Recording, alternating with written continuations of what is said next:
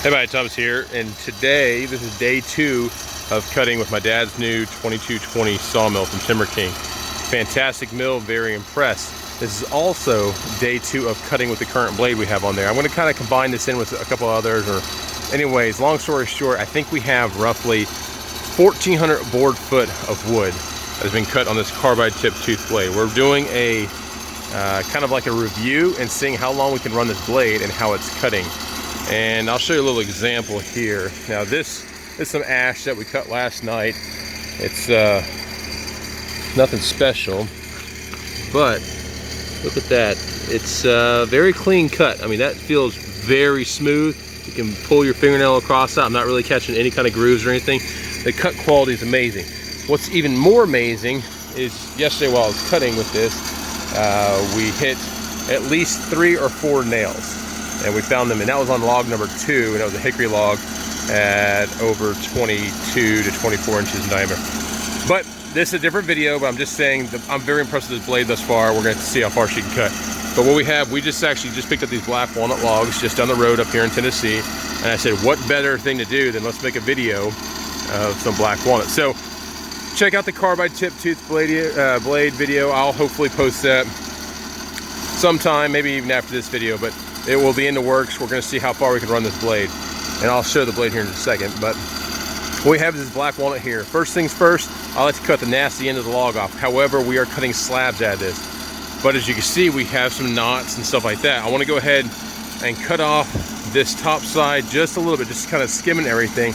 We still want to try to get max width of cut, so we're going to be turning the log on its side here, do max width of cut, and see how wide we can go. But I want to cut this side off first.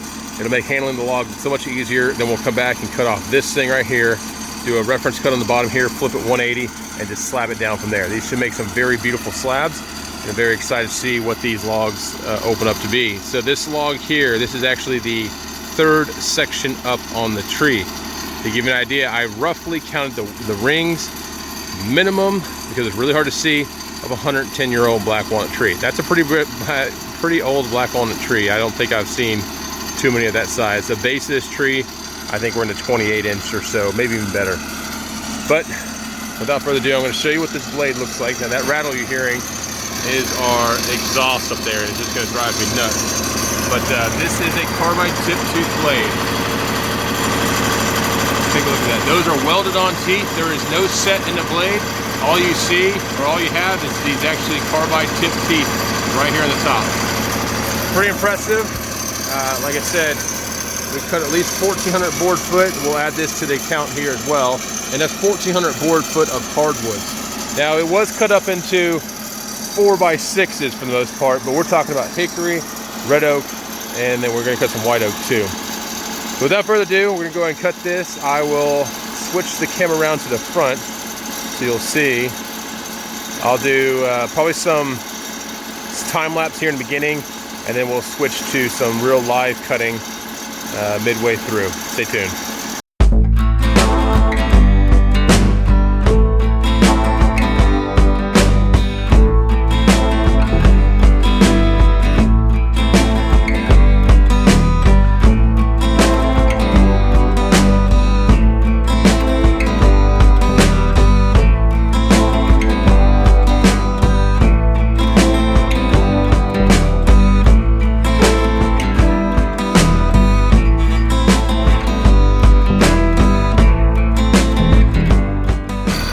All right, folks, very happy thus far. Even some of these offcuts, just gorgeous pieces right here. A lot of figure right there. Oh my goodness, a lot of figure. But this slab right here, 18 and a half, 16, 18 and a half down here. So averaging out over 16 inches wide. I'm pretty happy with that. As you can see, this only on the outside here. It's only gonna get better. But around this section right here, sorry, get my camera right. Around this section right here, we're looking at 21, 22 inches wide. Now we are coming into this knot right here, but we'll see how it goes. Blade is cutting good. It's not cutting great, but it's cutting good. I did have a little bit of wave when I first entered into the log, so I do think the blade is showing its age, especially now that it has, hell, it's 1,400 feet or more that I've cut on one blade. I've been running this blade for almost, 4 hours, 3 hours, I don't know, something like that. It's pretty impressive. So I'm gonna go ahead and cut this one real time, and then we'll take a look and see what it looks like. So real time cut on this next slab, and then we'll look at the blade and see kind of how it's doing.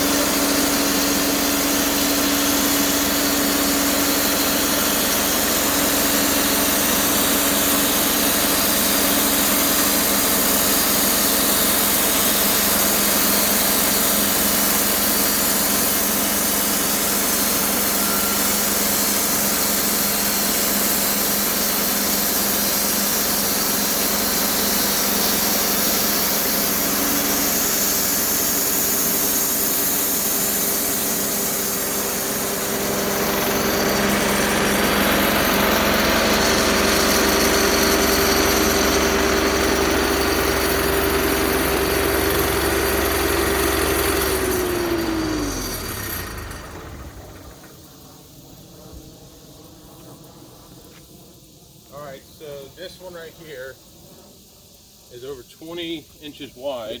Yeah, I'll set it up over here. It's over 20 inches wide, 2 inches thick. I can already tell you right now that there's a whole lot of, I want to move out of the camera. There's a whole lot of figure on the other side, so I'm very anxious to see what this looks like. The other thing I'm doing right now is I'm popping off this bark. I like to get the bark off as soon as I can because it will dry at a separate rate than the rest of the wood, and it can actually cause your ends to kind of curl up on you. I think you're going to be pretty impressed once I flip this over. Dad, if you want to grab me, do we have anything to throw some water on this with? Yeah. And then, oh yeah, wait till you see this. This is going to be pretty good. And so I say the blade is showing some wear. Yeah, it does have over 1,400 board foot on it, but it's still cutting like a champ. The figure that's in this is pretty impressive. So we're going to go ahead and use one of our bottles from yesterday, put some water on this. Go all the way up to the top there. This is the figure I want to show right here. That is pretty amazing, folks, right there. That looks good. And then again, not a bad cut quality for having 1,400 plus board foot of wood cut with this thing. Same blade, have not changed it. Pretty impressive. And that's 21 inches wide. So very happy with this. And this is the first time again cutting black walnut on this mill. And we're very happy with this black walnut we just got. Again, this log is around 110 years old. So it's got a lot of age on it, but just looks absolutely beautiful. I don't know what I'm going to do with this, but this is gorgeous. The next few cuts I think are only going to get better because the corresponding figure section there, we're starting to get some stuff right here. I can see it on this as well. This is what kind of gave it away. But that's going to be all the way through here, and as we get underneath where this branch was growing up, you've got the compounding of the grain, everything right here, which is what causes this feathering, this figure and stuff like that. But very, very beautiful.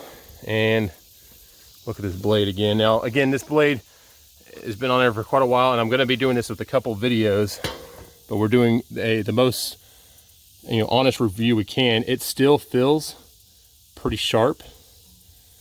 and the blade looks good.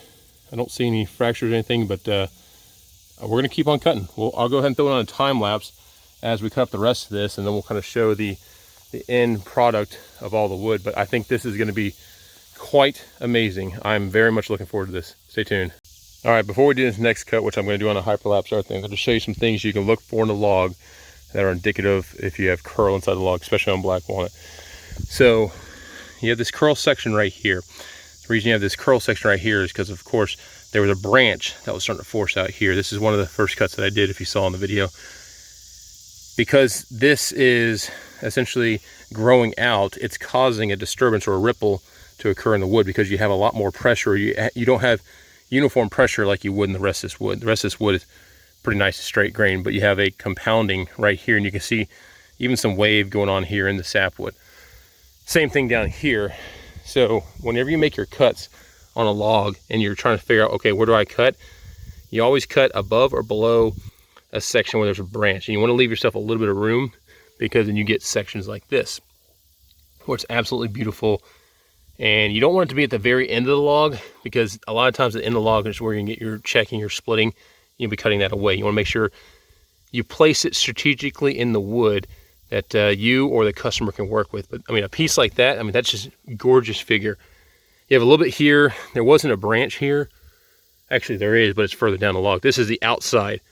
Another thing you can look at, if the bark did start to fall off of this log before even cutting it, you can see this ripple effect right here. You get a ripple effect like this on the outside. You also see this in maple as well. And then if you just look for stuff like that, odds are you're gonna have some curl. Now again, you have it, let's see, which way would these limbs be going? I guess the tree would be going this way. So this would be the butt section, and then this would be the top.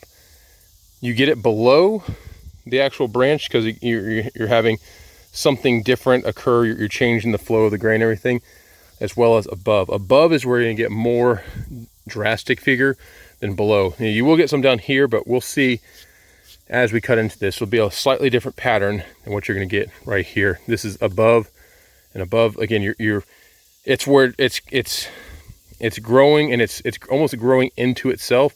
So it's pushing this section up. As this branch comes out, as it gets larger, you're compounding all this stuff right here. So you're causing, it's actually not a weakness of this tree. It's compressing everything right in this section. And on the lower side, you'll get some striation there, and then you'll get stuff like this if you actually have a branch where you have the feathering that goes through. So if you follow this feathering out, it brings you essentially to the center of this branch. Pretty neat stuff.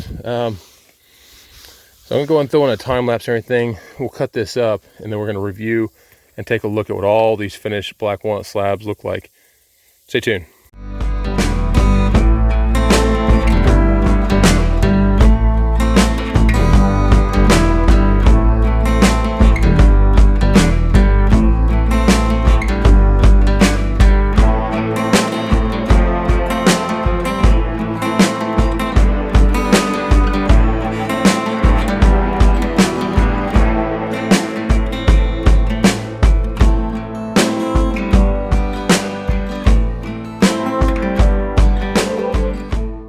All right, folks, so a lot of great learning things happen because, again, we are testing out this carbide blade, and I'll throw this part of the video in with another video, but long story short, before cutting this, we did at least cut 1,400 board foot of red oak and hickory, and then one little ash log, and now this black walnut log. Now, this black walnut log is pretty ballsy to take a 22-inch wide black walnut slab and run a blade that has had 1,400 board foot cut on it and expect it to cut 22 inches wide without a hiccup. And I had it on 2 boards. You can actually see a little bit right here. What you're seeing right there, that's where the blade was rising up and causing some burn marks. We had it again at the end of this log right here as well.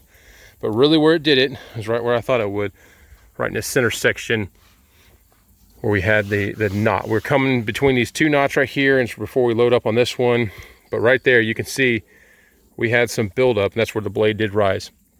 But again, beautiful, beautiful black walnut, and the fact that this blade has cut over 1,400 board foot, plus you account for 7 of these black walnut slabs at anywhere, the smallest one at 16 inches wide, up to most of them being 22 inches wide. That is not too shabby for a carbide tip tooth blade. Now this is a review I'm doing. I'm not going to say who the blade manufacturer is yet.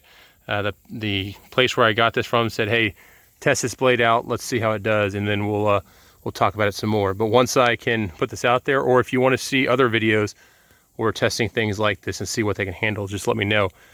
So that goes for anything that you can think of on a sawmill.